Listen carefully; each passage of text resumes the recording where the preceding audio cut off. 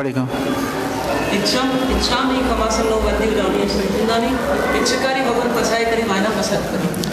नमो अरिहंताणं नमो सिद्धाणं नमो आयर्याणं नमो ओवज्झायाणं नमो लोये सौसाहुनं ऐसो पंच नमकारो सव पावपनाशनो मंगलाणं च सवेसिं परमं हवै मंगलं परमं हवै मंगलं परमं हवै मंगलम्।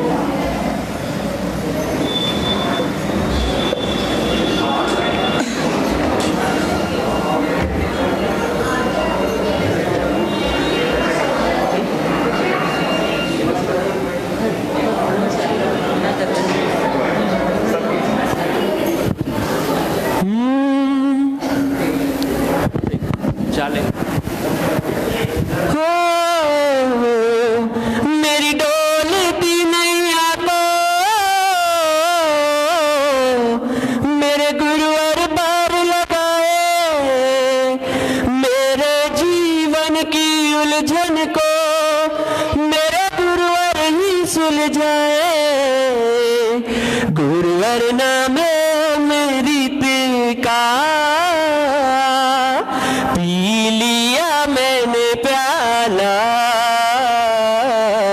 सबके प्रेमी है गुरुवर में है सागर जी। प्रभुवर नाम अमृत का पी लिया मैंने प्याला। जब से मिली है सेवा मेरे हो गए प्यारे न्यारे, इनकी दया से पूरे अरमा हुए हैं सारे। बाबा मैं तो बन गया हूँ, गुरुवर मैं तो बन गया हूँ, अब तेरा दीवाना सबके प्रेमी है गुरुवर में है सागर जी। धन्यवाद। चलो हो गया।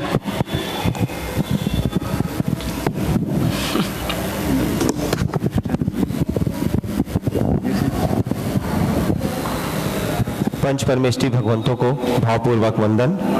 आज विदाई की बेला में भावना की अभिव्यक्ति के लिए मैं सर्वप्रथम श्री आकाश जी नौलखा को मंच पर आमंत्रित कर रहा हूँ। आए अपने विचार व्यक्त करें, बस हो गया। शीघ्रता करें। इसके पश्चात भूमि जी तैयार है। अरे भैया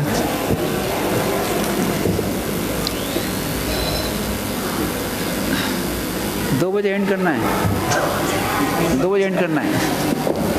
पंच परमेष्ठी भगवंतों के चरणों में शत शत नमन वंदन। पूज्य गुरुद्वय के चरणों में शत शत नमन। आत्र विचारजित सभी संघ के श्रावक श्राविकागण, आदरणीय सभी को सादर जय जिनेन। धमतरी चातुर्मास में पूज्य गुरु भगवंत की निश्रा में हमें जिन वाणी का श्रवण करने का एक अनुपम अवसर मिला। जिन वाणी का श्रवण करते यहाँ हमने बहुत अच्छी आराधना करी। श्री संघ, सभी श्री संघ में, श्री संघ के बीच रहते हुए हमें आराधना का ये स्वर्णिम अवसर मिला। आप सभी के सहयोग से, आप सभी की व्यवस्थाओं के साथ का साथ पाकर हमने यहाँ आराधना साधना की। इस आराधना साधना करते हुए हमने यदि गुरु भगवान के प्रति कोई अभिनय आशातना कही हो तो उसके लिए बारंबार क्षमा याचना करते हैं। और सभी संघ वालों से हम बारंबार क्षमा याचना करते हैं। किसी भी प्रकार की कोई भी त्रुटि हमसे हुई हो उसके प्रति, उसके लिए हम बार बार क्षमा प्रार्थी हैं। कृपया नादान समझकर हमें क्षमा करें। धन्यवाद। पूरे श्री संघ की ओर से आकाश जी, मैं आपको मिच्छामी दुक्कड़म करता हूँ। इसके पश्चात भूमिका जी आए उद्बोधन के लिए। किसी ने कुछ करा ही नहीं है, फालतू में पीछे में तुम कर रहे पंच परमेश्वरी भगवंतों के चरणों में कोटिशः वंदन। पाठ में विराजित सभी गुरु भगवंतों के चरणों में कोटिशः वंदन। आप सभी को सादर जय जिनेन्द्र प्रणाम। 2 वर्ष पहले जब गुरु भगवान के दर्शन हुए तब मेरा कुछ निर्णय नहीं था कि मैं आगे सीए करूं या आनंद देने वाली जीववाणी का ज्ञान पाकर अपने जीवन को सुखमय बनाऊं। पूज्य गुरु भगवंतों ने सही दिशा बताकर मुझे मोक्ष मार्ग का स्वरूप समझाया तो मैं इस मार्ग में आगे बढ़ने का भाव जगा। जो पढ़ाई चल रही थी उसे फाइनली पूरा करके मैं इस बार गुरु भगवंतों की निष्ठा में लगातार 10 महीने से रह रही हूँ, ज्ञान अर्जन कर रही हूँ। इन दिनों में गुरु भगवंतों के संबंध में जो भी अविधि आचरण रही हूँ तो उसके लिए मिक्षामि दुक्कड़म। इन सब में आप सबका भी अनंत उपकार रहा, जो गुरु भगवंतों की रचना में रहकर मुझे आराधना करने का अवसर मिला। इस दौरान मेरे द्वारा हुई कोई भी अविधि आचरण हुई हो तो उसके लिए मन वचन काया से मिक्षामि दुक्कड़म। जय जी ने। और कौन बच गया? सभी और कौन बचे? पीछे कोई बच्चे सब बुलाओ फटाफट, बुलाओ ना फटाफट, जो बच गए उनको बुलाओ ना। अब अवसर है हमें गुरु भगवंतों को सुनने का। अब हम परम पूज्य विनम्र सागर जी महाराज के मुखारबिंद से जिनवाणी का श्रवण करेंगे।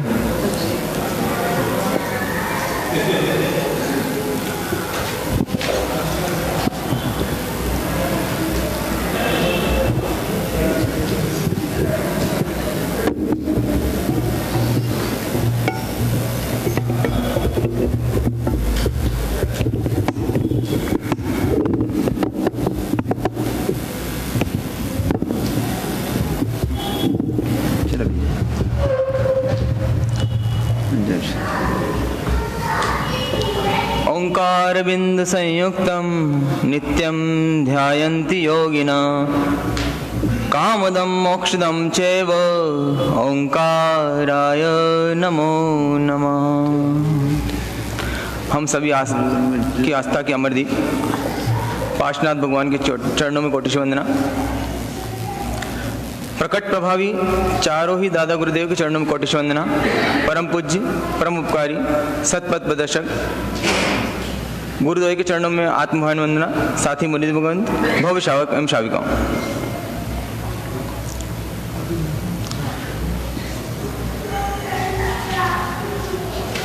कोई चीज शुरू होती है और उसका अंत भी होता है। दुनिया में कोई ऐसी चीज नहीं है जो प्रारंभ हो और अंत ना हो। उसके प्रारंभ के साथ में भी अंत भी जुड़ा ही हुआ है। लेकिन जब प्रारंभ होती है कोई चीज तो एक अवसर होती है हमारे लिए, सभी के लिए, आपके लिए भी और हमारे लिए भी। चातुर्मास प्रारंभ हुआ था तो मुनि भगवंतों का प्रवेश हुआ था, लेकिन साथ में किसका प्रवेश हुआ था? धमतरी श्रीसंघ का ही प्रवेश हुआ था, शावक शाविका का प्रवेश हुआ था। एक अवसर था। लेकिन इस बार इस अवसर के बीच में एक विघ्न था। उस विघ्न का नाम क्या था? हाँ, उसका रोना चलता रहा पूरे साल भर। लेकिन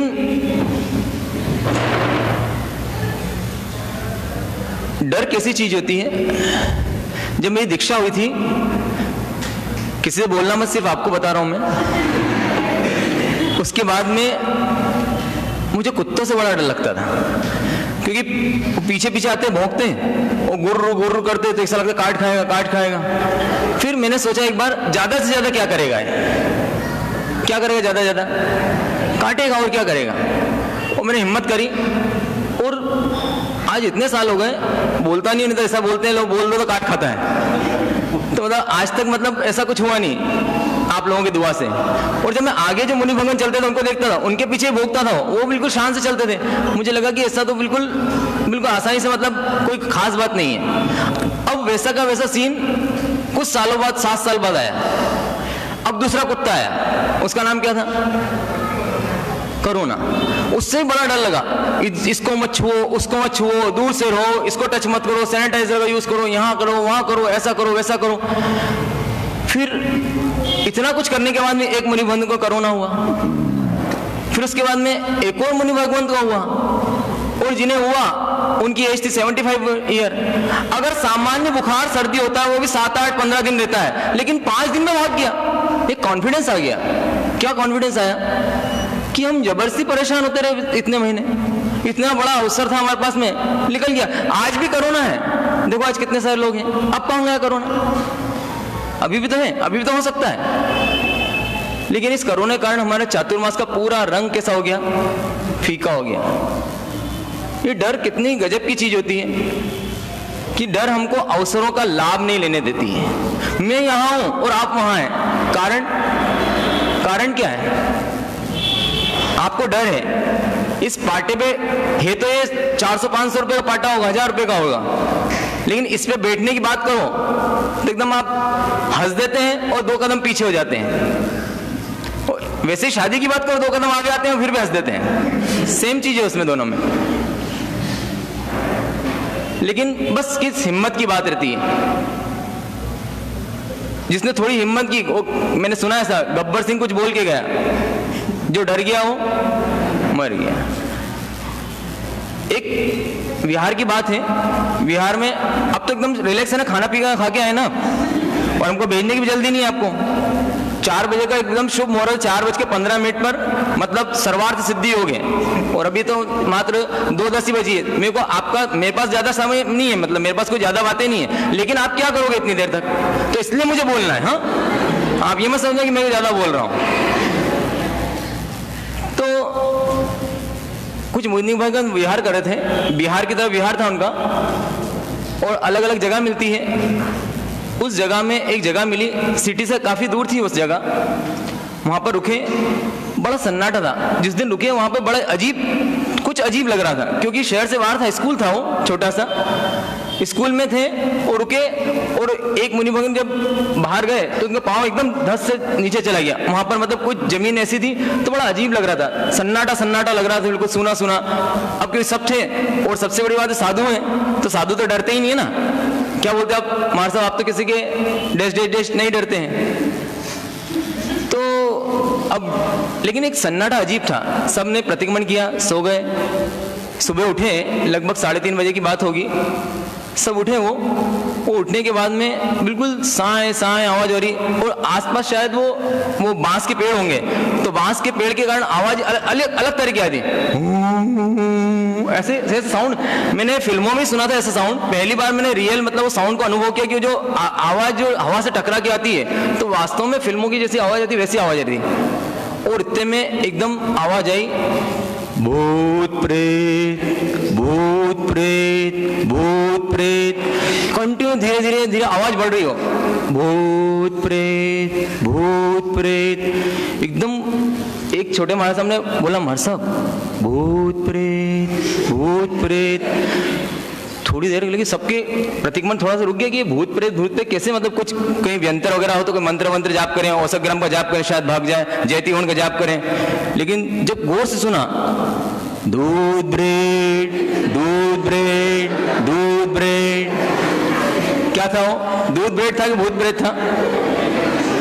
वैसे ही कोरोना का चक्कर हुआ, कोरोना मरे कुछ भी, मतलब क्या करा इसने कोरोना कुछ अपने खुद ही बोलता है, वो सी से बोलता है काम, मतलब क्या हो जाओ, शांत हो जाओ। अरे वो वाला शांत मत हो जाओ, आप सोचे शांत हो जाओ मतलब, हाँ वो भी बोलते हैं शांत हो गए, वो वाला शांत नहीं। शांत मतलब आपकी बहुत फास्ट लाइफ है, उस फास्ट लाइफ पे क्या करो, थोड़ा ब्रेक लगा दो। और चौमासा आया है, इस चौमासे का आनंद लो। तो हमने क्या बोला, नहीं भैया हम तो शांत हो जाएंगे, इसलिए क्या करो, दूर रहो। तुम दूर रहे, हमें क्या करना था, अभी भी कोई बात नहीं, अभी भी क्या करें, घर में आराधना करें। हमने घर में बाकी सब काम किए, कोई ने दुकान नहीं छोड़ी। अगर मान लो किसी को कोरोना हुआ तो दुकान तो सब, बाजार का हाल बिल्कुल ऐसा था, बिल्कुल ठसाठस लोग, बिल्कुल दिवाली के आसपास देखने में लगा कि मतलब इतने लोग हैं कि सर दिख रहे हैं। और जिन को होना था वही से, कितना भी प्रिकॉशन रखा वो तो वही से। तो हमारे पास जो अवसर रहते हैं, उस अवसरों में क्या करें, हम उन अवसरों का आनंद लें, उन अवसर को भुनाएं। हम अभी भी अवसर है, ये मानव जन्म भी हमारे पास अवसर है, उसके बाद संयम जीवन भी अवसर है, और अभी हमारा जीवन बचा हुआ है, जीवन भी बचा हुआ है और साधु संत भी बचे हुए हैं। तो अभी भी इस अवसर का हम फायदा लें। अभी यहाँ पर वापस आएंगे, साध्वी जी आएंगे, फिर डरना मत। अब कोई टेंशन वाली बात नहीं है। अब उदाहरण, हमको कोरोना हो नहीं सकता था, हम आपको उदाहरण पेश करना चाहते हैं। देखो हम 5 दिन में ठीक हो सकते हैं, सिर्फ 5 दिन में कहीं गए क्या? कहीं नहीं गए, और 5 दिन में ठीक हो गए। साधारण सर्दी जुकाम भी होता है तो 5 दिन में नहीं जाता है। तो क्या बोलता है कि आप शांत बनो। किसने बोला? कोरोना ने बोला। तो उसका सीखा यही था, मतलब शांत बनो। तो ऐसे हम शांत बन के क्या करें? और फिर दूसरा क्या था उसको? हमारा ऑब्जेक्ट डिसाइड करें। क्या ऑब्जेक्ट है हमारा?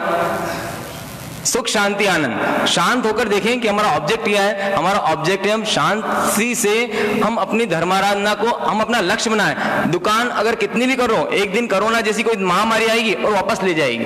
हम अपने ऑब्जेक्ट बनाएं हमारे जीवन का। मुझे मृत्यु के समय क्या चीज याद रहे, मुझे मृत्यु कैसी चाहिए, मुझे जैसी मृत्यु चाहिए उस अनुसार अपना प्रयास करो। अगर आपको मृत्यु चाहिए कि मैं बेड पर पड़ा पड़ा ओ माँ ओ बाप करूं, तो ऐसा हो सकता है। हमारे सामने एक बार सब्जेक्ट लिया था कि आपसे कोई पूछे क्या कर रहे हो, तो आप क्या बोल सकते हैं? याद है आपको क्या बोल रहा था? मरने की तैयारी करें। उसके बाद कौन सा था? आर क्या बोलेगा? रेडी रहें। किस चीज के लिए रेडी रहें? मरने के लिए नहीं भाई। हमने जो ऑब्जेक्ट बनाया है उस ऑब्जेक्ट को पाने के लिए रहें। उस ऑब्जेक्ट की तरफ हम जाएं। छोटा शॉर्ट ले लो क्योंकि 4 बजे मार साहब फिर बोलेंगे, 1-1 घंटे मार साहब लोग बोलेंगे, तो क्यों गलत बोल दिया क्या? हाँ, क्योंकि आप लोग तो बहुत ओबीडियंट हैं। तो 4th क्या बोलता है उसका? कोरोना का ओबीडियंट, मतलब किसकी आज्ञा में रहे। हमने ऑब्जेक्ट भी बना लिया, ऑब्जेक्ट बनाने के बाद रेडी भी हो गए। अब रेडी होके जाना कहाँ? परमात्मा की आज्ञा में जाना। परमात्मा की जो आज्ञा है जितनी पाल सकते हैं हम, लेकिन हम माने हमारे जीवन में एक अंश तो आए। किसका अंश है? परमात्मा की आज्ञा का एक ही अंश है। अगर परमात्मा बोलते हैं नौकारसी करना चाहिए तो ज्यादा कुछ न करें, कम से कम नौकारसी करें। लेकिन परमात्मा कभी सिर्फ नौकारसी का नहीं बोलते हैं। सबसे पहले क्या बोलते हैं परमात्मा? अगर ताकत है तो क्या करो? ताकत है क्या करो? हाँ, संयम भाई क्या बोलते हैं? ताकत हो क्या करो? संयम ले लो। सब संयम जीवन, बाकी सब पड़ोसी के लिए, क्या आपके लिए? तो संयम लो। अगर संयम ना ले सको तो फिर क्या करो? जो भी श्रावक व्रत लें और उसके अनुसार धीरे धीरे हम प्रयास करें। फिर उसके बाद रेडी रहें। उसके बाद में ओबीडियंट बने। किसके ओबीडियंट बने? आज्ञा में किसकी रहें? परमात्मा की। अब कौन सा आया? एन क्या बोलेगा? कुछ बोलता है क्या एन भी? हाँ, क्या बोलेगा? संयम लेके क्या करेंगे? संयम लेके कई लोग संयम ले लेते हैं, मेरे जैसे लोग, लेकिन उनका क्या नहीं सुधरता? उनका नेचर नहीं सुधरता, उनका स्वभाव नहीं सुधरता। क्या सुधार है? हमारा स्वभाव सुधार है। कैसा स्वभाव हमारा? कषाय शांत हो। हमारे पास में कोई आदर्श है क्या? आप दिखते हैं हम में से कोई ऐसे दिखते हैं कि वो आदर्श संयमी को दिखते हैं क्या आपको? हम में से कौन है? हा? हमेशा कैसे होते हैं? मुस्कुराते रहते हैं हमारे साथ, हमेशा शांत, एकदम आदर्श संयमी बने। सच में हमारा स्वभाव सुधारे। हमारे सामने कितनी, देखो अनंत जन्मों की कषाय हैं हमें, तो हम जैसे इंसान हैं, ये भी तो इंसान है। इन्होंने क्या किया होगा? इनके पास में क्या है? इनके ब्रेक पे इनका पैर है, इनका हाथ है, ये जब चांस पर ब्रेक मार देते हैं। और हमारी कषाय जब आती है तो हम क्या नहीं मार पाते हैं? हमारा ब्रेक नहीं मार पाते हैं। तो हमारा स्वभाव सुधारें कि हमारे कषायों पे हमारा क्या हो जाए? ब्रेक आ जाए। हमारी कषाएं तो है, सब में है, संज्ञाएं भी है, आहार भय मैथुन परिग्रह की संज्ञाएं सब कुछ है। लेकिन ये कोरोना बोलता भी मैं आया था, लेकिन ये सब लेके आया हूं मैं। और आगे क्या करें हम? आखिरी क्या बचा? ये क्या बोलता है? अचीव करें। किसको अचीव करें? क्या प्राप्त करें? हाँ, हमारी जो सुख शांति आनंद का जो हमने ऑब्जेक्ट बनाया था वो कैसे प्राप्त होता है? वो संयम भी ले लिया। ये साधन, मार्सम थोड़े दिन पहले था, एक साधन धर्म होता है और एक साध्य धर्म होता है। तो साधन धर्म जो होता है वो सब चीजें हैं, सारे साधनों का उपयोग करें, महाराज साहब का, उपाश्रय का, सब चीजों का। और साध्य धर्म क्या है? कि हम किसको जाने? जो आपको नाम से ही नफरत है जिसकी। क्या महाराज साहब एक ही एक बात करते, जब प्रवचन करते हैं एक ही बात है। शिशिर में कौन सा नाम लेते हैं? एक ही एक बात, आत्मा। आत्मा महाराज साहब कौन से है? ये ग्रुप कौन सा है? आत्मा वाला ग्रुप है, वो वाली नहीं जो भूत प्रेत वाली नहीं। आत्मा। बस जब भी कोई प्रवचन होगा आत्मा शब्द नहीं आया तो प्रवचन पूरा नहीं होता है। तो किस चीज को वास्तव में अगर पूरे जीवन का सारे कुछ अचीव करने लायक है तो क्या है? जो हम हैं उसी को अचीव करना है। कौन है हम आत्मा है। हम अपने आप को ही प्राप्त करें। स्वयं को जो प्राप्त कर लेता है उसका नाम क्या हो जाता है? भगवान, जिसने अपने आप को प्राप्त कर लिया, उसको कोई प्राप्त करना बाकी नहीं है। थोड़े दिन पहले महासन ने बोला था, हम कहाँ तन्मय हैं, हम पर में तन्मय हैं। जब हम स्व में तन्मय हो जाएंगे तो क्या चीज प्राप्त कर लेंगे? अपनी आत्मा को प्राप्त कर लेंगे। तो ऐसे हम आत्मा को प्राप्त करें और अपना जीवन कैसा बनाए? करुणामय बनाए। कैसा बनाए? अपना जीवन कैसा बनाए?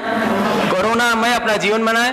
और इस बार तो क्या है, कितनी गोचरी जाना नहीं पड़ा हमको, कहीं पे गए नहीं गोचरी, मांगलिक देने जाना नहीं पड़ा, कुछ भी करना नहीं पड़ा। आराम से विजय भैया की पूरी टीम थी और इधर कल्पना दीदी की टीम थी। बस उनने मस्त एकदम मार साहब, बस खूब खाओ पियो और सो।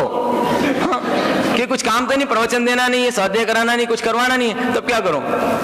तो बस तो ऐसा चौमासा भगवान करे बार बार मिले कोरोना में, हाँ, जिसमें कुछ करना नहीं पड़े, आराम से स्वाध्याय करो, ध्यान करो, अपना काम करो और बिल्कुल आगे बढ़े। लेकिन फिर भी क्या होता है कि किसी किसी के गले के कंठ का, जैसे कोयल होती है ना, वो कुछ भी बोले मीठा ही बोलती है, और जो कौवा होता है ना बेचारा कुछ भी अच्छे से अच्छा बोले तो क्या करता है उसके, अब बेचारा वो क्या करे, उसका गला ही ऐसा है, उसकी गलती है क्या? वैसे क्या गले का फॉर्मेशन ही ऐसा है, ये बाय डिफॉल्ट है, मेरा कोई गलती नहीं है इसमें भाई। तो जो दिया हुआ है प्रकृति का, अब मैं क्या कर सकता हूँ इसमें? तो मैं प्यार से ही बोलता हूँ, लेकिन आपको क्या लगता है? तो कभी ऐसा लगा हो? वैसे तो लगता नहीं। आप लोगों को धमतरी की मतलब जो है शावक शौक इतने बढ़िया है। एक धमतरी पूरे छत्तीसगढ़ में, बाकी हिंदुस्तान में घुमा नहीं जाता, छत्तीसगढ़ में एक धमतरी और दूसरा राजनांदगांव, ये दो शहर ऐसे हैं कि वहां पर हमेशा ग्राहक मौजूद रहते हैं। कभी भी जाओ 50-100 लोग तो कम से कम प्रवचन में आ ही जाते हैं। मतलब अच्छे दें। मैं वाणी को विराम देता हूँ। 4:15 बजे तक हमको महाराज सब लोग को सुनना है, तो आप स्थिरता रखें, है ना? हाँ, अगर महाराज साहब लोग थक जाएंगे तो मैं तो हूँ ही सही, कोई टेंशन वाली बात नहीं। इसी तरह अपनी वाणी को विराम देता हूँ, और कुछ कहने सुनने में आया तो मैं इच्छामि गुणम। अभी हमने क्रांतिकारी संत परम पूज्य, क्रांतिकारी का मतलब समझते हो? जितने भी क्रांतिकारी सबको फांसी पे चढ़ना पड़ा, फांसी पे चढ़ना चाहते हैं। विनम्र सागर जी के मुखार बिंद से ऐसा ओतप्रोत होने वाला प्रवचन सुना। उसके पश्चात अब हम परम पूज्य विवेक सागर जी महाराज साहब के मुखार बिंद से जिन वाणी का श्रवण करेंगे।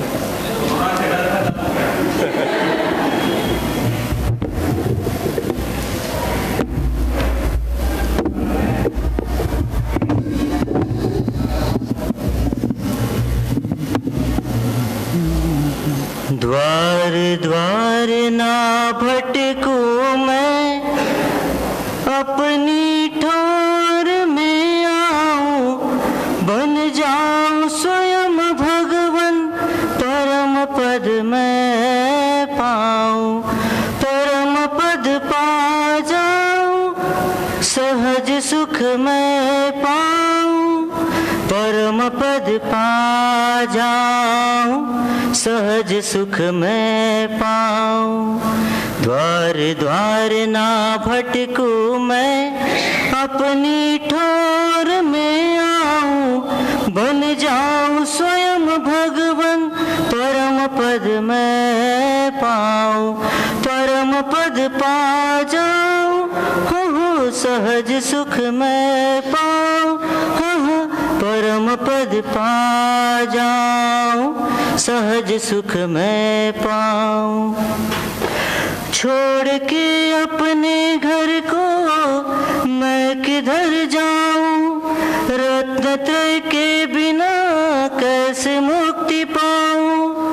तू ही ऐसी रटन लग जाए, अब मेरी दृष्टि मेरी बदल जाए, मुक्ति की युक्ति पाए, मैं बनूं प्रभु के सम, परम सुख मैं पाऊं, परम सुख पा जाऊं, हो सहज सुख मैं पाऊं, हो परम पद पा जाऊं, सहज सुख मैं पाऊं। मोह के चक्कर में पड़ मैं जाल न बुनूं, तज के भी कथाओं को मैं जिन वाणी सुनूं। तजू तजू दुर्गुण सभी आत्म हो विमल, पाप का न होवे सेवन, जीवन बने मेरा पावन, मैं करूं प्रभु संग प्रीत अमर पद मैं पाऊं, परम पद पा जाऊं, हो सहज सुख मैं पाऊं, परम पद पा जाऊं, सहज सुख मैं पाऊं। सुख के सागर में सदा आनंद में रहूं, गुरु महेंद्र की सुनवाणी तत्व को लहूं, सोहम सोहम मैं हूँ सोहम निज स्वरूप जानूं, हो विवेक जड़ चेतन का मुक्ति का राज मैं पाऊं, मैं रहूं प्रभु के संग चरम सुख मैं पाऊं, परम पद पा जाऊं, हो सहज सुख मैं पाऊं, परम पद पा जाऊं, सहज सुख मैं पाऊं। द्वार द्वार ना भटकूं मैं अपनी ठोर में आऊं, बन जाऊं स्वयं भगवन परम पद मैं पाऊं, परम पद मैं पाऊं। ऐसे परमात्मा पद को कोटि कोटि वंदन। प्रातः स्मरणीय जन से जन बनाने वाले चारों ही दादा गुरुदेव के चरणों में कोटिशा वंदन। मम जीवन सर्वस्व परम पूज्य परोपकारी गुरु भगवान द्वय के ऊर्जापुर श्री चरणों में आत्मभावेन वंदना। समुपस्थित समादरणीय मुनि भगवान, उपस्थित भव्यात्माओं, चातुर्मास क्या था, चातुर्मास कैसे बीता और चातुर्मास की पूर्णावति की बेला आ गई, उसके बावजूद भी चातुर्मास चलता रहा। एक नहीं, दो नहीं, 120 दिन का चातुर्मास नहीं, 150 दिन का चातुर्मास भी बीत गया, उसके ऊपर भी 50 दिन और बीत गए। 200 दिन का सफर आज पूरा हुआ और 200 दिन के सफर के बाद अगले पड़ाव के वो सफर चालू होने वाला है। उस सफर के पहले इस सफर में जो पाया, जो सबने सुनाया, सुनाने के लिए कुछ बाकी नहीं बचा, लेकिन फिर भी जाते हुए इतना ही कहना चाहूँगा, क्योंकि समय तो हमारे वीरम साहब जी महाराज ने समाचार का बता दिया है, पर गुरु भगवंत को भी हमको सुनना है, तो मात्र इतना ही। जिसको आप विदाई कह रहे हैं वो विदाई नहीं, विदाई संतों की नहीं होती। संत तो वो बसंत है जो सदा खिले रहते हैं, संतों की कभी विदाई नहीं होती। विदाई शब्द जरूर हमको कुछ सिखाती है।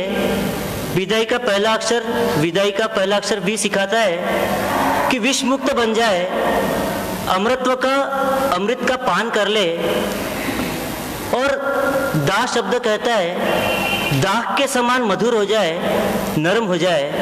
दाख यानी किसमिस नरम होती है और मीठी होती है, ऐसे हम भी मीठे हो जाए और नरम हो जाए। और साथ में आखिरी शब्द ई कहता है ईख के जैसे बन जाओ। ईख यानी गन्ना जैसे मीठा होता है वैसे हम मीठे बन जाए, किसमिस के समान नरम बन जाए और अमृतमय बन जाए। और वो अमृतमय हमारा जीवन कब हो सकता है, जब हम जान जाए को हम जो बताया कोविड, तो कोविड ये कह रहा है कि आप चिंतन कर लो को हम, मैं कौन हूँ, मैं आत्मा हूँ। तो फिर रोना किस बात का। को हम को जान ले कि मैं सोहम हूँ और सोहम को कोई कोरोना कुछ कर नहीं सकता। और रो कहता है कि रोक लो, आश्रमों को रोक लो और संवर कर लो। और आखिरी ना क्या कहता है कि नाम स्मरण सदा करते रहो, परमात्मा का नाम लेते रहो। तो फिर डर किस बात का। जब परमात्मा का साथ हमारे साथ होगा तो डर किसी बात का नहीं होगा और हम अपनी ठौर में आ जाएंगे। द्वार भटकना नहीं पड़ेगा। भव के द्वारों में भटकन बहुत होगी, अब कुछ अटकन हो जाए। और उस अटकन के लिए ये सहजानंदी चातुर्मास 2020 था, जिसमें गुरु भगवंतों ने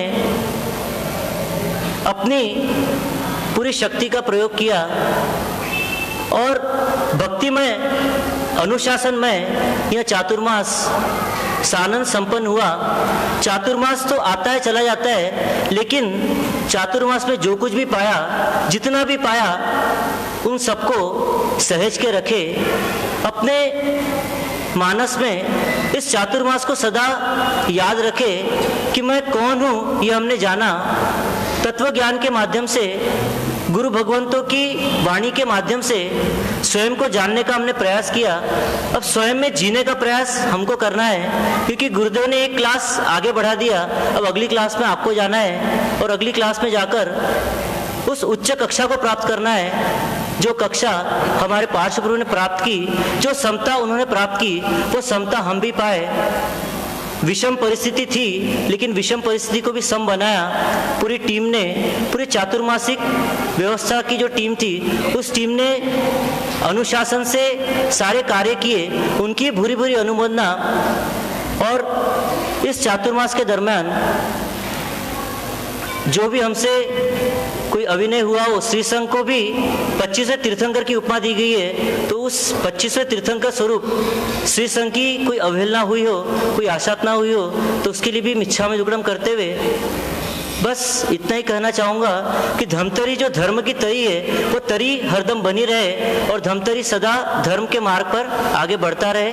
पूज्य गुरु भगवंतों को हमको श्रवण करना है। ओम शांति शांति शांति।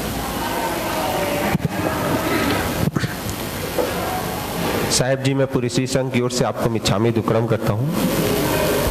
अब अवसर है हमें परम पूज्य युवा मनीषी श्री मनीष सागर जी महाराज साहब को सुनने का।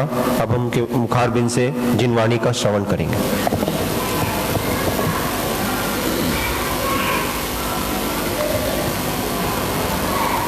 अहो अहो श्री सद्गुरु करुणा सिंधु अपार, आपामर पर प्रभु करियो अहो अहो उपकार।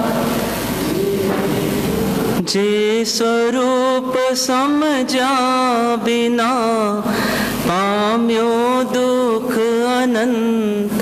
समझाव्यो ते पद नमो, श्री सद्गुरु भगवन परम पुरुष प्रभु सद्गुरु, परम ज्ञान सुख धाम।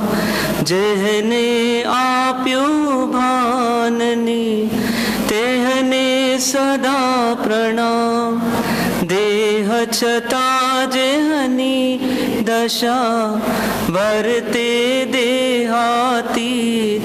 ते ज्ञानी ना चरण मां, हो वंदन अगणी, हो वंदन अगणी।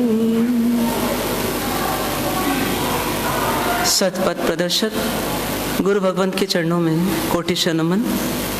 उपस्थित आदरणीय मुनि भगवंत, धर्म प्रेमी बंधुओं, माताओं एवं बहनों,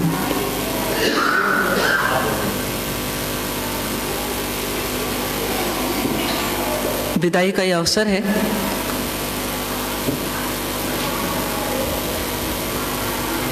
विदाई के पूर्व में चातुर्मास का अवसर और चातुर्मास की शुरुआत में प्रवेश का अवसर।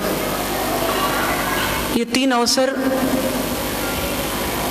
हमको मिले। तीनों अवसरों में पहला अवसर वो था जो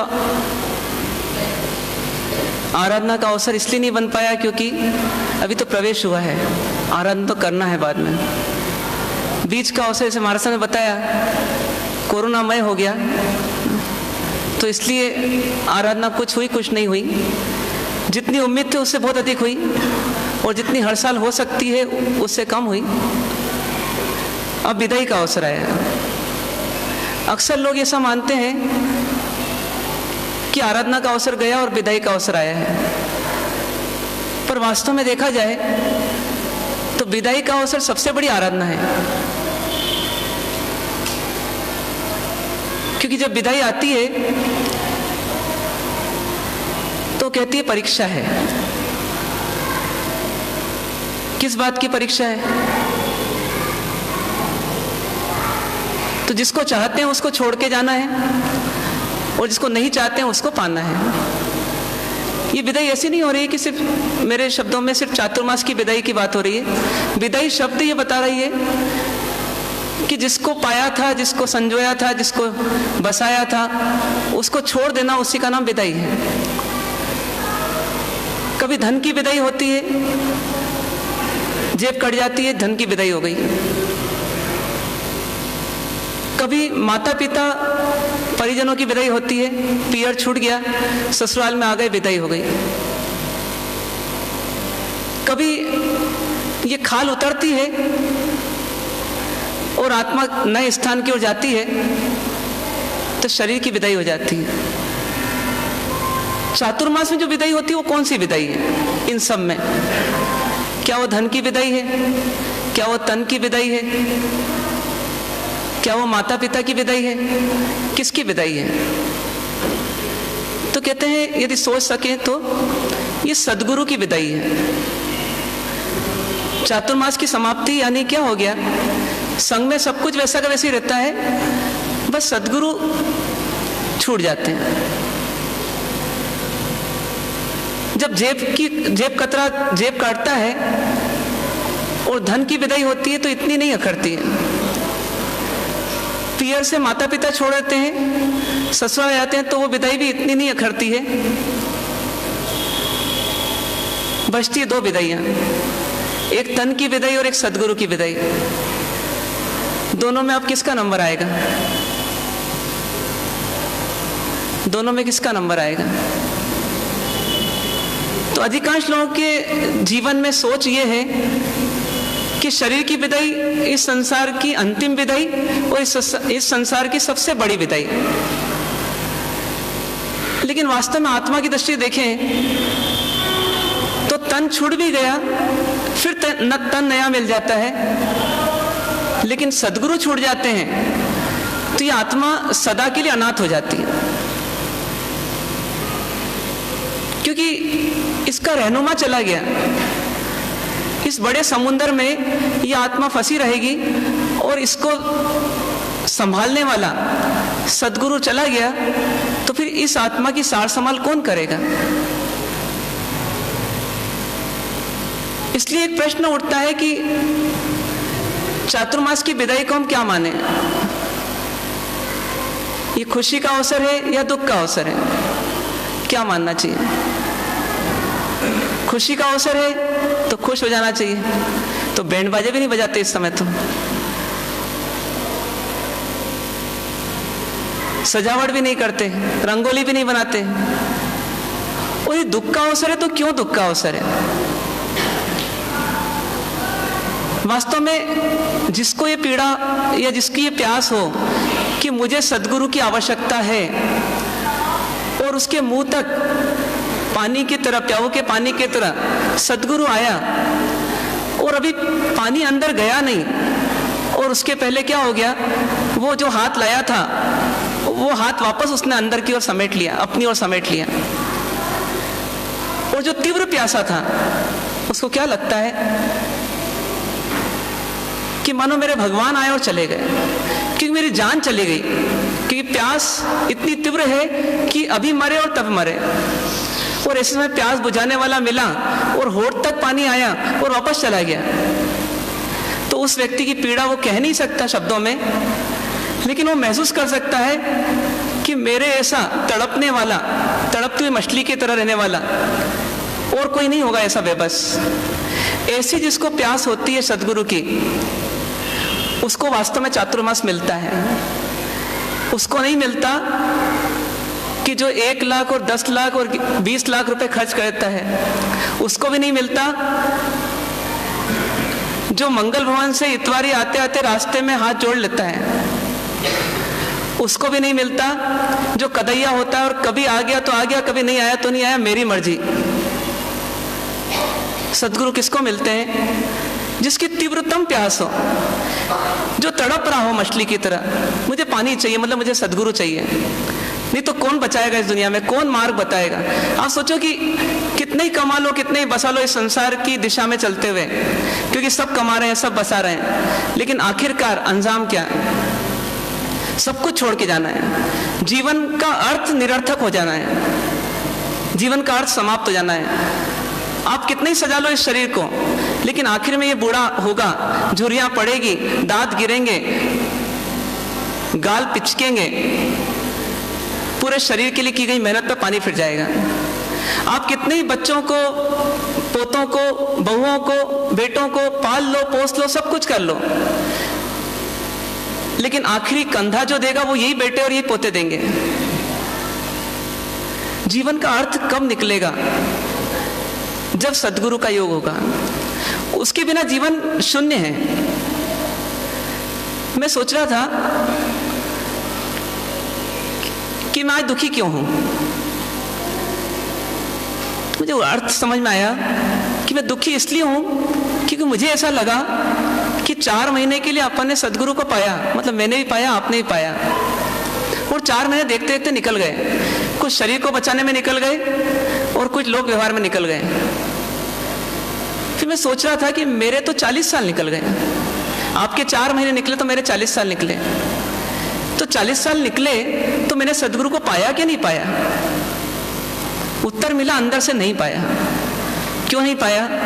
क्योंकि मैं हर बार दूसरों की सार संभाल करता रहा। कहीं मैंने आत्मावलोकन किया ही नहीं, कहीं मैंने अपने अंदर झांका नहीं कि मुझे क्या पाना है सद्गुरु से, मुझे क्या बनना है सद्गुरु के माध्यम से। ज्ञानी बोलते हैं यदि वास्तव में सद्गुरु को जो पा लेता है और जो विदाई होती है उसकी, सद्गुरु की विदाई होती है, तो उसमें उसके पास क्या बचता है पता है आपको? उसके पास क्या बचता है? सद्गुरु की विदाई हुई और आत्मा आत्मा में है बस। गौतम स्वामी ने सद्गुरु की विदाई की, फिर गौतम स्वामी के पास क्या रहा? कौन सी सियासत रही? शासन की भागदौड़ भी नहीं संभाली उन्होंने। बोले मेरे स्वामी चले गए और शासन की क्या मूल्यवत्ता। तो ऐसे भाव के साथ जो जीता है वो सद्गुरु को कभी खोता नहीं, और सद्गुरु जब मिल जाता है और सद्गुरु खो ही जाता है क्योंकि उसका उदय आ जाता है तो घबराता नहीं। क्यों नहीं घबराता? क्योंकि तब तक वो किसकी व्यवस्था कर लेता है? तो जैसे महाराज ने कोरोना का बताया ना, आत्मा की व्यवस्था कर लेता है कि अब मुझे किसी सद्गुरु की आवश्यकता नहीं पड़े, मैं स्वयं ही स्वयं के भीतर रहे हुए सद्गुरु की पहचान कर लूं, मतलब आत्मा की पहचान कर लूं। कहते हैं सहजात्म स्वरूप परम गुरु। अपना आत्म स्वरूप ही परम गुरु रूप में मिल जाता है। बस 2 ही ठिकाने इस आत्मा के, या तो सद्गुरु के चरणों में रहे, स्वच्छंद न बने, और या फिर स्वयं की शरण में आ जाए और स्वच्छंद न बने। होनी चाहिए ऐसी विदाई कि नहीं होनी चाहिए कि सद्गुरु चले गए और आत्मा जागृत हो गई, आत्मा जीवंत हो गई। आत्मा जो मरे हुए कलेवर के समान थी वो आत्मा अब चेतनमय हो गई। अब उसके भीतर में चेतना जागृत हो गई कि मुझे कैसे जीना है, किसके लिए जीना है, क्या करना है, क्या नहीं करना है। ये विवेक, ये जागृति, ये उत्साह, ये संकल्प जिसका जागृत हो जाए, समझ जाइए उसने चातुर्मास मना लिया, क्योंकि अब उसको किसी और की आवश्यकता नहीं। आप दुकान में भी जाते हैं ना कहीं पर, तो आप एक माल छोड़ते हैं, बोले दूसरा दिखाओ, दूसरा छोड़ते हैं तीसरा दिखाओ, तीसरा छोड़ते हैं चौथा दिखाओ। आखिर किस लिए? मुझे सिलेक्ट करना है। कोई एक माल तो आपको पसंद आता है ना कि नहीं आता? वो मूर्ख होगा जो सिर्फ जाए दुकान पर माल देखने के लिए, वो खरीद कर नहीं आए। आप खुद सोचना, जिनके बाल सफेद हो गए या सफेद होने आ गए, कि कितने चातुर्मास में कितने माल देख लिए अपन ने। कोई तो सद्गुरु जमना चाहिए अपने को, कोई तो सद्गुरु जचना चाहिए अपने को। कहीं तो निर्णय होना चाहिए हमारा कि हाँ, ये सद्गुरु, इनके द्वारा बताया मार्ग मुझे स्वीकार है और मुझे इस पर चलना है, और जीवन को व्यर्थ नहीं गंवाना है, जीवन को निरर्थक नहीं बनाना है। और देखिए, ये तो पुण्य होता है वास्तव में कि जब सद्गुरु हमारे पीछे पड़ता है, जब सद्गुरु हमारे कान पकड़ता है, जब सद्गुरु हमको उपदेश देता है, जब सद्गुरु हमको समझाता है। क्योंकि जीवन की 3 स्टेज होती है। एक पहली स्टेज होती है अशरण। जीवन कैसा है? अशरण। एक दूसरी स्टेज होती है जीवन कैसा है? शरण में है। एक तीसरी स्टेज होती है जीवन क्या है? जीवन अशरण है। अशरण, शरण, फिर अशरण।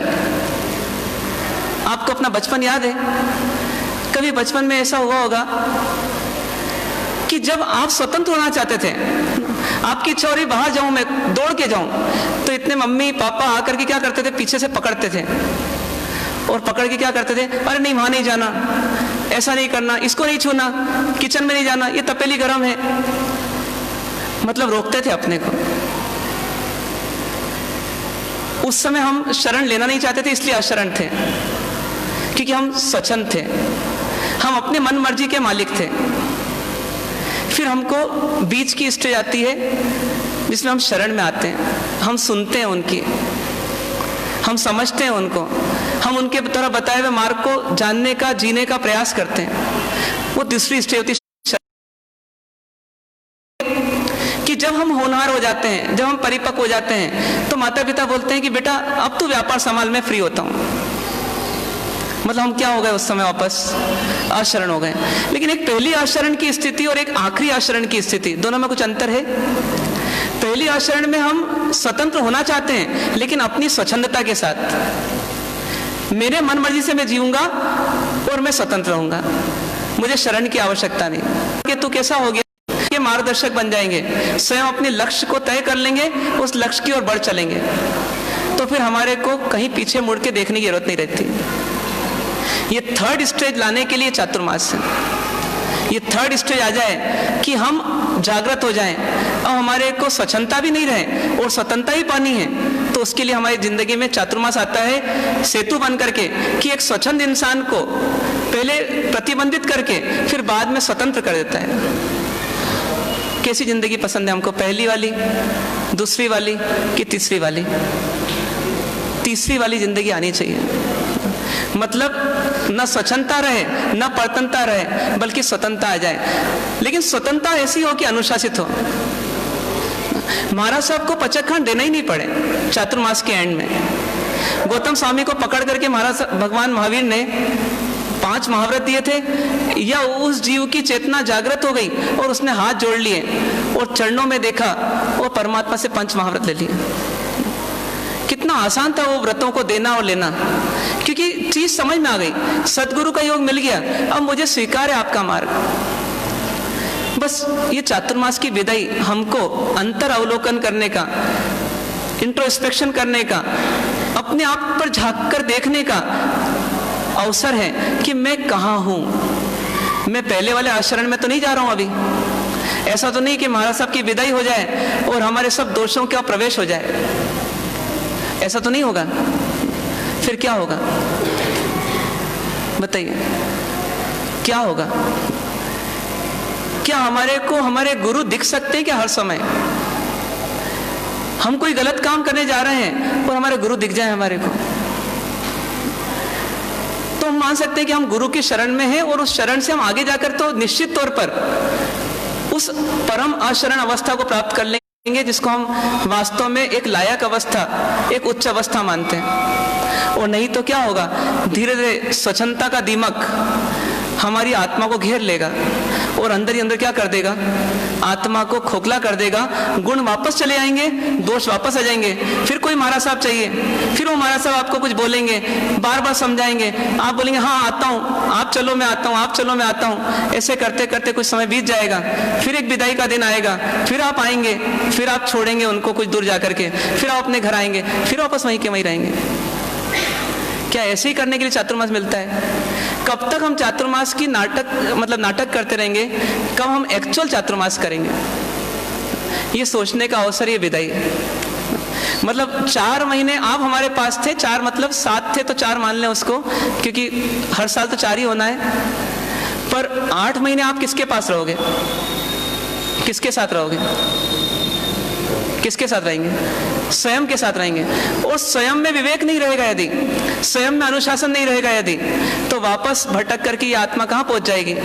सदगुरु के निकट या सदगुरु से कोसों दूर। क्या होगा? इसीलिए चिंतन करना है हमारे को कि चातुर्मास आखिर किसका था। आपसे कोई पूछेगा आपके 2020 में चातुर्मास किनका था, तो आप क्या बोलेंगे? वो फला फला महाराज साहब का था, फला फला महाराज साहब का था, ऐसे ही बोलेंगे ना। तो बात सही है, आपकी लैंग्वेज है ये, सही बात है, लेकिन आपका तो नहीं था। आपका तो नहीं था चातुर्मास, ये बात भी सही है। जब आपका चातुर्मास नहीं था तो आपको अपने गुणों की विदाई देना या नहीं देना? जब आपका चातुर्मास ही नहीं था तो जो चातुर्मास में कर रहे थे आप, उसको छोड़ना या नहीं छोड़ना? उसको क्यों छोड़ना? जब आपकी विदाई नहीं हो रही है तो आप अपने गुणों की विदाई क्यों कर रहे हैं? यदि आप पूजा कर रहे हैं तो आपका तरीका क्या होना चाहिए? आगे आपको आगे कंटिन्यू करना है। यदि आप प्रवचन में आ रहे थे तो आपका तरीका क्या होना चाहिए? 1 घंटे रोज सामायिक करना ही है अपने को। यदि आप प्रतिक्रमण कर रहे थे सुबह शाम तो आपका तरीका क्या होना चाहिए? मुझे इसको कंटिन्यू करना है। कहते हैं the show must go on, वो रुकना नहीं चाहिए। रुका तो हम गिरे, ये मान के चलिए। इस चातुर्मास या कोई से भी चातुर्मास के बाद का अगला दिन ये हमारे जीवन का सबसे महत्वपूर्ण दिन रहता है। मतलब आज का दिन मान लें या कल का दिन मान लें। आज तक आपने जो किया, यदि आपने कल वो नहीं किया तो परसों आपकी आत्मा क्या बोलेगी? अब करता हूँ चालू, अब करता हूँ चालू, बस 2-4 दिन में एक बार काम समेट लूँ, उसके बाद सब करूँगा। ऐसे करते करते क्या होगा, 5-7 दिन में आप कहाँ जाएंगे? फिसल पट्टी में बच्चा ऊपर चढ़ने में तो बहुत मेहनत करता है और एक बार फिसलता है तो फिर सीधे कहाँ आता है? नीचे आ जाता है। तो उसी प्रकार से हम कहाँ जाएंगे? नीचे आ जाएंगे। तो क्या आपने इसीलिए चातुर्मास किया? सोचिए, बहुत अच्छे अच्छे उदाहरण भी इस चातुर्मास में देखने को मिल जाएंगे अपने को। मनीष भैया पहले विश्व साई महाराज साहब के लिए, बाद में बड़े महाराज साहब के लिए। बड़े महाराज साहब के लिए तो कोरोना जब चल रहा था तो उसमें व्हील चेयर चला के चले गए। कितनी बड़ी बात है। क्यों? क्योंकि जिनको कोरोना है उनको लेकर चले गए। उनकी पीपी किट शायद उनकी मन की भावना ही थी, उसमें इतनी दृढ़ता थी, इतनी मजबूती थी कि कोई बात नहीं। सुनते हैं उदाहरण इतिहास में, पर ये वर्तमान में मिल जाते हैं। कभी सेवा देखना है तो यहाँ जितने लोग आते थे, कम लोग आ पाते थे शायद लॉकडाउन के कारण से, लेकिन रेगुलर आने वाले सेवा देने वाले लोग थे, चाहे वो बहनें थी चाहे भाई थे। नाम नहीं लूंगा क्योंकि बहुत सारे लोग उसमें शामिल थे, कोई छूटना नहीं चाहिए। लेकिन उनकी सेवा कैसी थी? अद्भुत थी। यदि ये गुण हमको दिख गए, हम इन आंखों से देख पाए, इन मन से देख पाए, तो शायद हमारे को जीवन जीने की कला मिल जाए कि 4 लोगों के परिवार में कितनी खिंचातानी, कितना तेरा मेरा, कितनी हिसाब किताब की प्रवृत्ति, वो जरूरत ही नहीं पड़ेगी। जब 14-14 घंटे, 16-16 घंटे सिर्फ मंगल भवन में दूसरों का मंगल करने के लिए अपने जीवन को होम कर रहे हैं, ये देखने का अवसर मिल जाए तो। उदाहरण बहुत सारे हैं, पर ये सब उदाहरण एक ही चीज बता रहे हैं कि देखो, जीवन में गुणों की विदाई कभी नहीं करना। क्यों? कि गुणों को लाना बहुत मुश्किल है, गुणों का प्रवेश कराना बहुत मुश्किल है। चातुर्मास तो कुछ लाखों में या कुछ करोड़ों में पूरे हो जाते हैं, लेकिन गुणों को लाना वो बहुत सस्ता सौदा नहीं है। अरबों देकर के भी शायद गुण लाना बहुत मुश्किल है, इसलिए गुणों को खोना नहीं। और विदाई देना तो आनंद के साथ देना। क्यों? क्योंकि सदगुरु का योग मिला है यदि, और सदगुरु से ज्ञान पाया है यदि, तो विदाई तो परीक्षा है। उस विदाई की परीक्षा में क्या करना? अपने को उसको आनंद से फेस करना।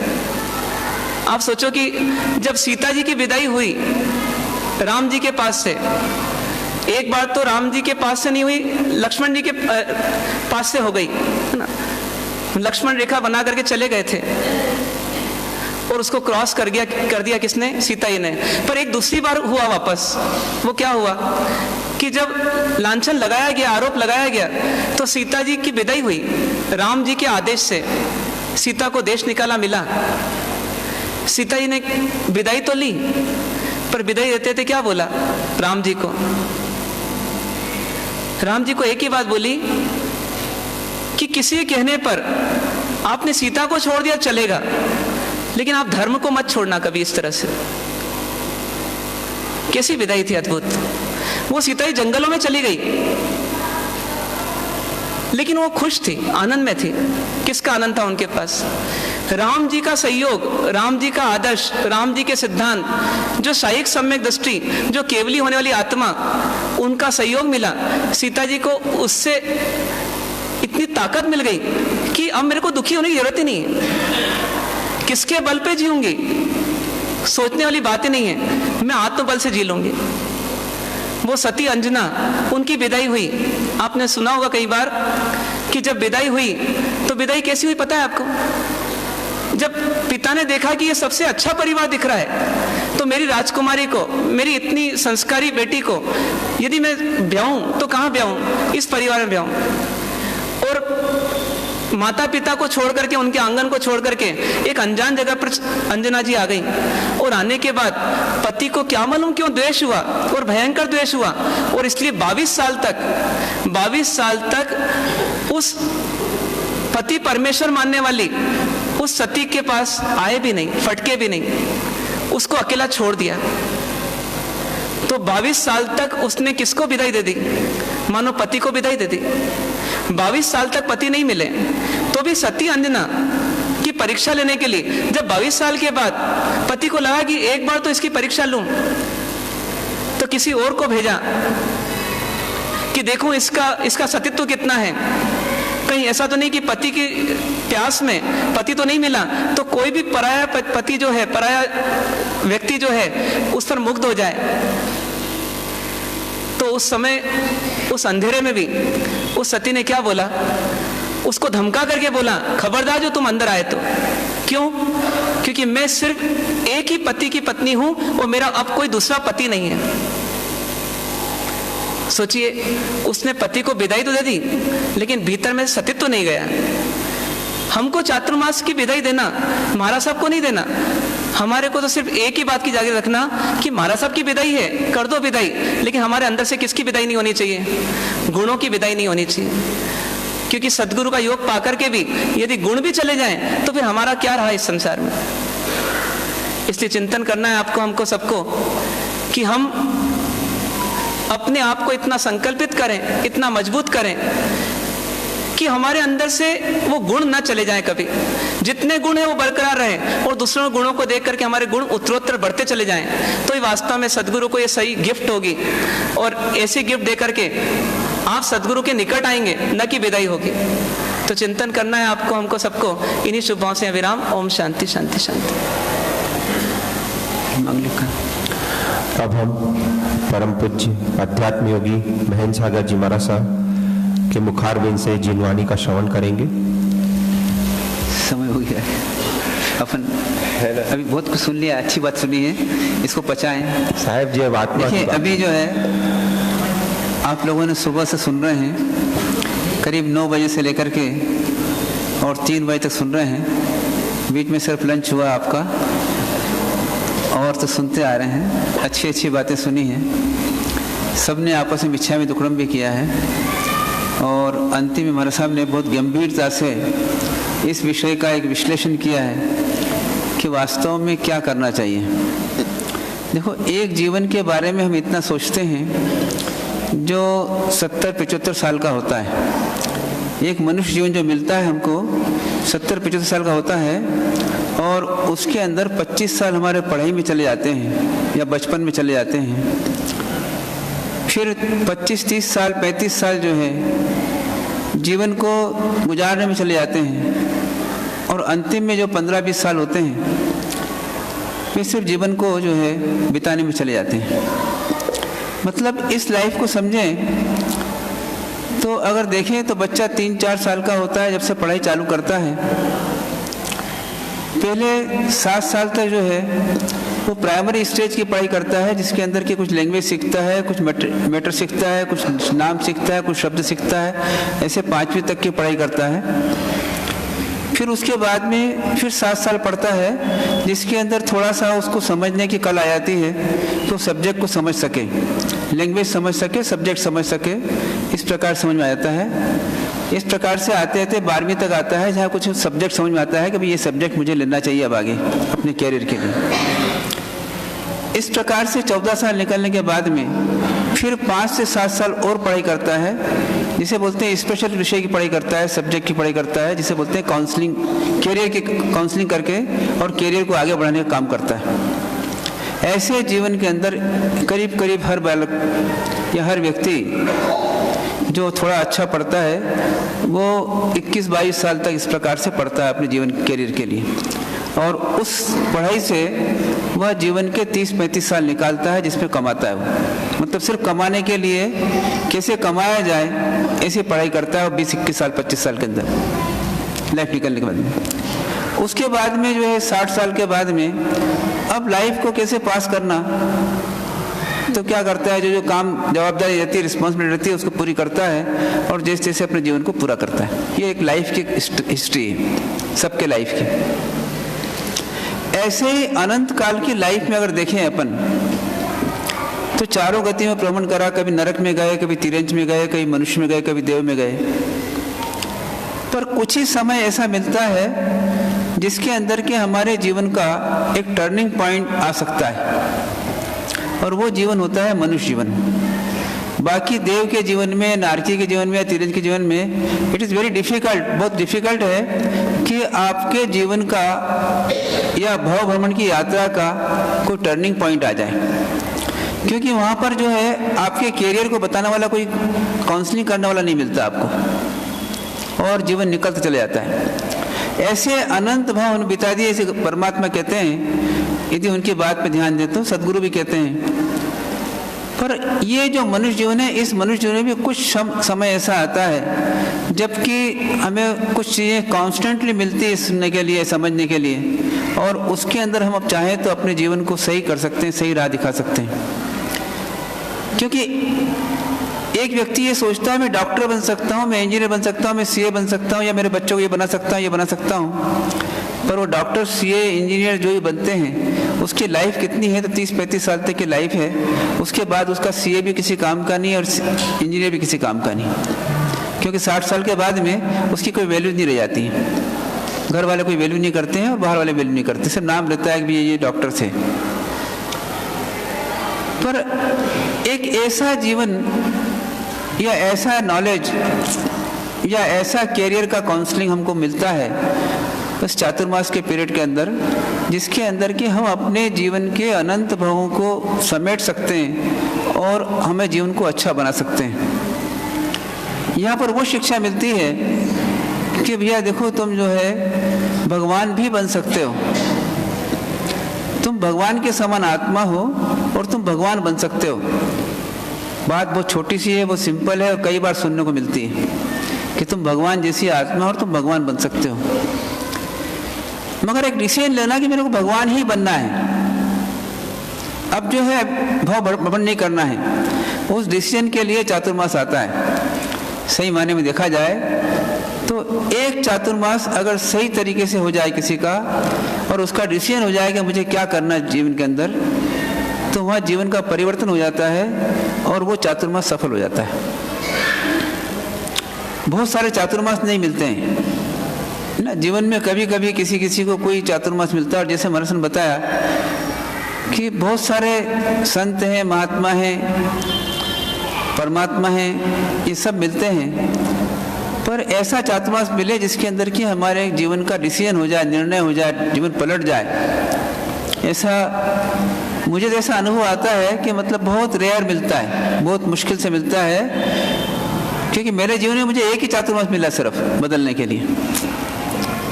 उसके बाद भी मैं ट्राई करता रहा, मुझे चातुर्मास मिले पर नहीं मिल पाया। हाँ, चातुर्मास करना पड़ गया, ये अलग बात है, मगर चातुर्मास जो मिलना चाहिए वो नहीं मिल पाया। एक चातुर्मास मिले मुझे और उसी चातुर्मास में सब कुछ करना पड़ा, बदलना पड़ा। तो ऐसा डिसीजन लेने के लिए ये एक समय मिला हमको, करीब 200 दिन का, जिसके अंदर की बहुत सारी बातें हमें समझने की मिली, समझी, जानी और उसको उतारने का प्रयत्न भी किया। ऐसे तो आपको पहला चातुर्मास पहले मिला था 13 में, वो 13 का चातुर्मास था और ये मेरा का चातुर्मास है, ये समझ लें। 13 मेरा कर करें तो एक 13 का चातुर्मास, एक मेरे का चातुर्मास। इस बार चातुर्मास हमारे लिए भी हवा हुआ, क्योंकि आप क्या बोलेंगे, हमारा सब फ्री रहते थे, कोरोना के नाम से हमको भगाते थे, बाहर से भगाते थे, दरवाजा लगा दिया और अंदर बैठते थे आराम से, क्या मालूम क्या करते थे।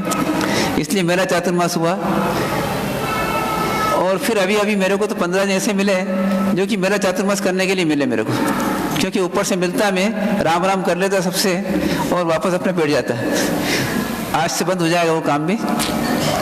तो ये सोचना है कि जीवन के अंदर कुछ ही समय ऐसे मिलते हैं जिसके अंदर कि हमें जीवन की सही राह मिल सके और हम जीवन का सही डिसीजन ले सकें।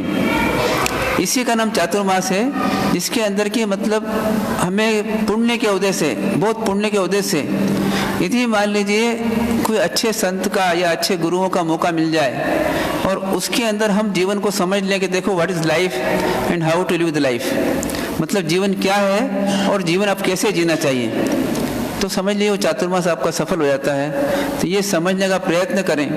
जो 200 दिन के अंदर छुट्टे मुट्टे किसी प्रकार से भी कभी 2 घंटे, कभी 1 घंटे, कभी 4 घंटे, कभी 0 घंटे जानने का प्रयत्न किया, उसको खूब चिंतन करें, खूब मनन करें, खूब सोचें और उसको सोच करके और अपने जीवन का विकास कैसे कर सकते हैं या हमारे आसपास के लोगों को हम कैसे सहयोग कर सकते हैं जीवन के विकास के अंदर, ये 2 ही काम सोचें। सबसे पहले अपने जीवन का विकास कैसे कर सकते हैं वो सोचें, और यदि आपको लगता है कि मेरे जीवन का विकास तो हो गया, चालू हो गया, तो यदि आप सहयोग कर सकते हैं किसी को सहयोग कर दें।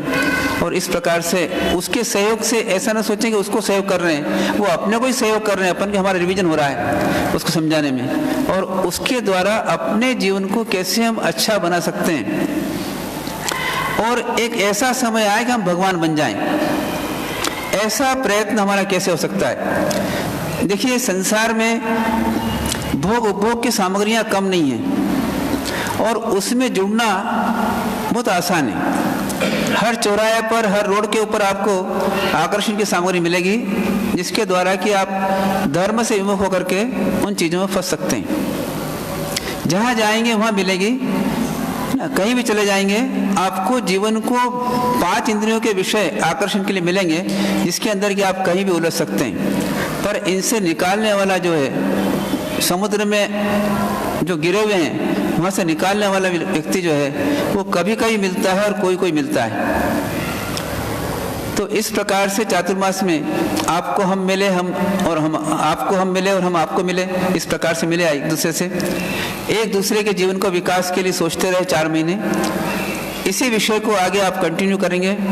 बस यही विदाई का जो है एक रिजल्ट समझें अपन, या इसको अपन कहें दक्षिणा देवें कि साहब जो कुछ हमने समझा है, हमारा साहब जो कुछ समझा है इसको हम आगे अब और समझते रहें, और जब कभी हमको समझ में नहीं आए तो आपके पास आ जाएंगे पूछने के लिए, और आपको हमारी कभी जरूरत हो तो हमको बुलाना, और मिलजुल करके हम ये अनंत भवों की यात्रा को समाप्त करके और सिद्धत्व को प्राप्त करें।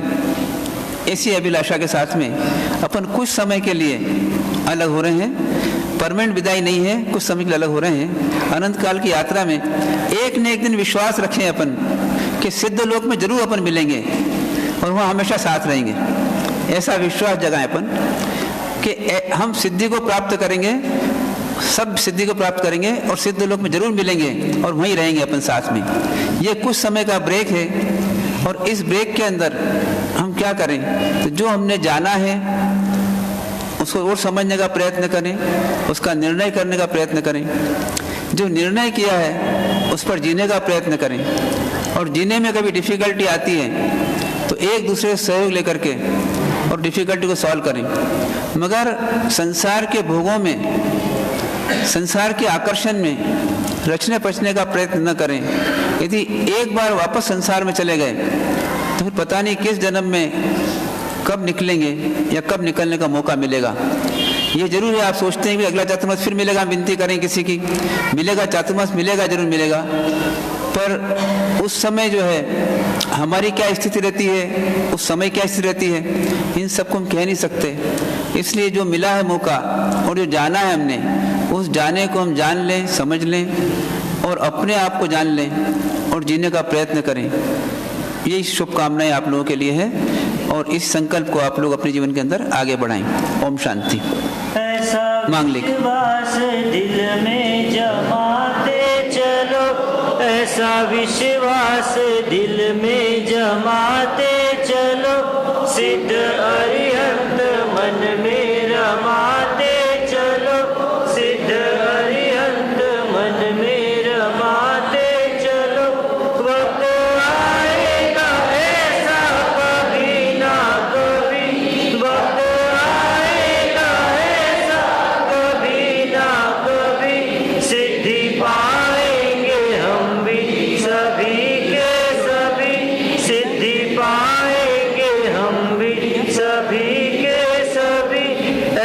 विश्वास दिल में जमाते चलो, ऐसा विश्वास दिल में जमाते चलो, सिद्ध अरिहंत मन में रमाते चलो, सिद्ध अरिहंत मन में जमाते चलो। वक्त आएगा ऐसा कभी ना कभी, वक्त आएगा ऐसा कभी ना कभी, सिद्धि पाएंगे हम भी सभी के सभी, सिद्धि पाएंगे हम भी सभी के सभी। अहो श्री सद्गुरु करुणा सिंधु अपार, आपामर अहो अहो उपकार, जे स्वरूप समझा विना पायो दुख अनंत, समझाव्यो ते पद नमो श्री सद्गुरु भगवन, परम पुरुष प्रभु सद्गुरु, परम ज्ञान सुख धाम, जेहने आप्यो मानिनी, देहने सदा प्रणाम, देह सता देहनी दशा, वर्ते देहासी, ते ज्ञानी ना चरण मा, हो वंदन अग्नि, हो वंदन अग्नि। सामूहिक गुरुवंदन। इच्छामि खमास्नो वंदेयं जौनी जाय निशियाय मथेर वंदामि, इच्छामि खमास्नो वंदेयं जौनी जाय निशियाय मथेर वंदामि। इचकार भगवन सुराई सुख तप शरीर निरावा सुख संयम यात्रा निर्वत्ते हो जी। स्वामी साथ है जी, जब रूप से आहार पानी का लाभ देना। वर्तमान योग इच्छामि खमास्नो वंदेयं जौनी जाय निशियाय मथेर वंदामि। इच्छा कारेण संदेशा भगवान अबुट्योमि देवस्यम खाम्यु खामे इच्छम खामेमि देवस्यम, जम किंची अपत्यम परपत्यम भत्ते पाणे विनय व्यवचे, अलावे सलावे उच्चासने समासने अंतर्भाषाय पूरी भाषाय, जम किंची मज्ज विनय परिणम सुवम वा वायरम वा तुभे जानम, अहम न जानामि छत्मिच्छामि। धर्म लाभ सबको। देखिए अभी आप सब लोग साथ में चलेंगे, जो चलने वाले ध्यान रखना, थोड़ा दूर दूर चलें, थोड़ा दूर दूर चलें, और अपनी जेब का ध्यान रखना, कहीं आपकी जेब कट नहीं जाए। इसे इधर देखते नहीं चलें, बराबर जेब का ध्यान रख चलें, इस जेब कट सकती है, ध्यान रखना रास्ते में। चलने के लिए एक डिसिप्लिन बनाई गई है सर। इनकी जेब कट सकती है, ध्यान रखना जाए। हाँ? जेब कट सकती है रास्ते में। सर्वप्रथम हमारे पाठशाला के बच्चे बैंड लेकर आगे चलेंगे, उसके पीछे गुरु भगवंत चलेंगे, उसके पीछे पुरुष वर्ग चलेगा, उसके पीछे महिला वर्ग चलेंगे। क्रमबद्ध तरीके से चलेंगे, डिसिप्लिन में। 200 दिन की कमाई है, कहीं जेब कट नहीं जाए, ध्यान रखना रास्ते में। क्या 2 मिनट सभी 1 मिनट स्थान ग्रहण करेंगे।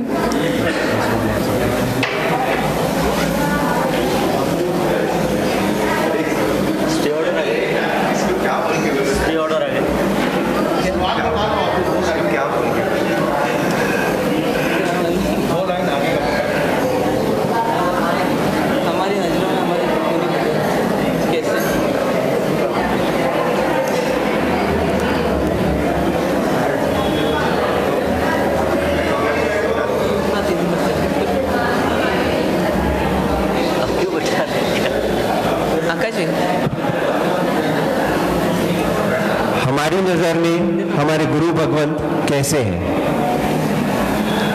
मधुर वाणी के धनी परम पूज्य विवेक सागर जी महाराज साहब। मधुर वाणी के धनी परम पूज्य विवेक सागर जी महाराज साहब। हर्ष हर्ष हर्ष हर्ष। विराट ज्ञान के भंडार परम पूज्य विराट सागर जी महाराज साहब। विराट ज्ञान के भंडार परम पूज्य विराट सागर जी महाराज साहब। हर्ष हर्ष क्रांतिकारी मुनि प्रकट प्रभावी परम पूज्य विनम्र सागर जी महाराज साहब। क्रांतिकारी मुनि प्रकट प्रभावी परम पूज्य विनम्र सागर जी महाराज साहब। हर्ष हर्ष आत्मा को शुद्ध आत्मा के मार्ग पर ले जाने वाले परम पूज्य विशुद्ध सागर जी महाराज साहब। आत्मा को शुद्ध आत्मा के मार्ग पर ले जाने वाले परम पूज्य विशुद्ध सागर जी महाराज साहब। हर्ष बस ओम शांति करो, हो गया। मांगलिक चत्तारी मंगलम, अरे हो गया भैया, हो गया। सागर जैसे शांत परम पूज्य प्रशांत सागर जी महाराज साहब। हर्ष